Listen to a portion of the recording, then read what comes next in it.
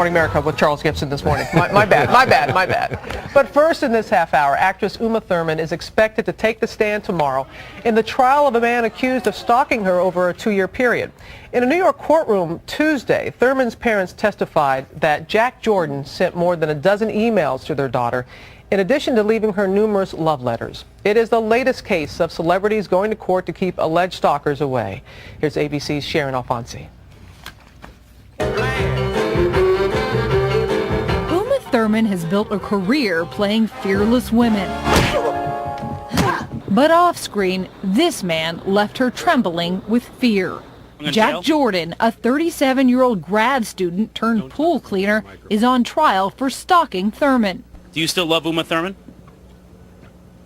I said don't touch me with your microphone. Jordan, prosecutors say, sent a series of rambling letters and emails to Thurman and her family. Like this postcard to Uma, most of it scribbled out except the sentence, "My hand should be on your body at all times." Later, when Thurman was filming My Super Ex-Girlfriend in New York, witnesses say Jordan showed up at the set and tried to force his way into her trailer, handing another note to Thurman's assistant, suggesting he and the star get married. After all, he wrote, "I feel like you've been stalking me." Prosecutors say Jordan then came here to Greenwich Village, where Thurman lives with her 2 children. He rang her doorbell and sat on her doorstep. But was it criminal or just creepy? Some of Hollywood's biggest stars have dealt with stalkers, from David Letterman to Madonna to Mel Gibson. Ambrose Capos was arrested for stalking singer Sheryl Crow. Police videotaped his interrogation. Her eyes oh. But Ambrose said it was a big misunderstanding. He was acquitted. Then there's Ricardo Lopez. He created a 22-hour video diary detailing his love of international singer Bjork. I'm gonna, document every step of the way. I'm just gonna have to kill her. Lopez built an acid bomb and mailed it to the singer's home. The package was intercepted by police.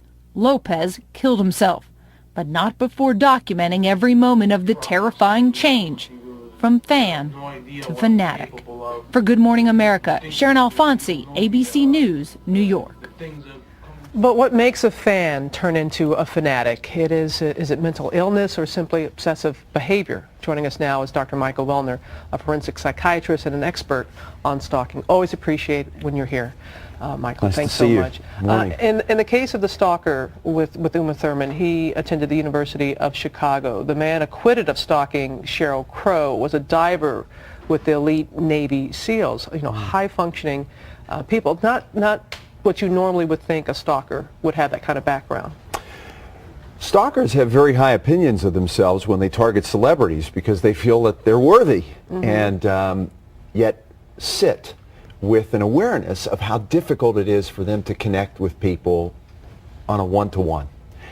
Celebrities are larger than life, and for these people who struggle with their shame, in a way it's curative to fixate on someone who's larger than life and say, this is someone who's special, and if I'm special to this person and wrap myself up around them, I've found someone that I can connect to. Unfortunately, their shame and how unrealistic their ideas are sometimes quite delusional and irrational and difficult to turn off because it's so important for them. And we do see over and over again, these stalkers and alleged stalkers truly believe they have a relationship with the person that they idolize. They truly believe that they have conversations and that they're in their lives. Absolutely. And this is why, if you are in a situation where you've been targeted and you're dealing with an irrational person, recognize that anything you do can feed into that and be misinterpreted.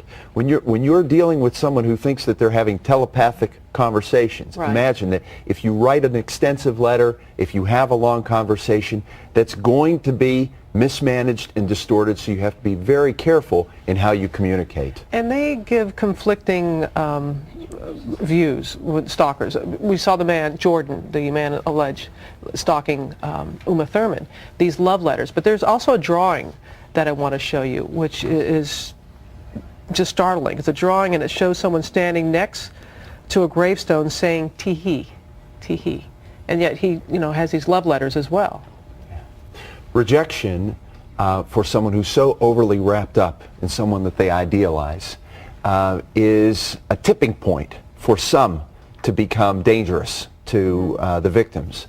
But at the same time, let's also remember that we're dealing with people who are so juvenile and so adolescent in the way they try to connect with one another that you're dealing with adults who may actually see themselves as just being provocative, the way someone might kick somebody in the shins on the schoolyard because they can't express an attraction, and yet someone who experiences themselves as being invaded or put upon or losing control over a situation may feel so much more of a threat. And quickly, 1.4 million people, it's not just celebrities, 1.4 million people, you yourself was in a situation of being stalked. Just quick information, tips on what you should do if you're being stalked.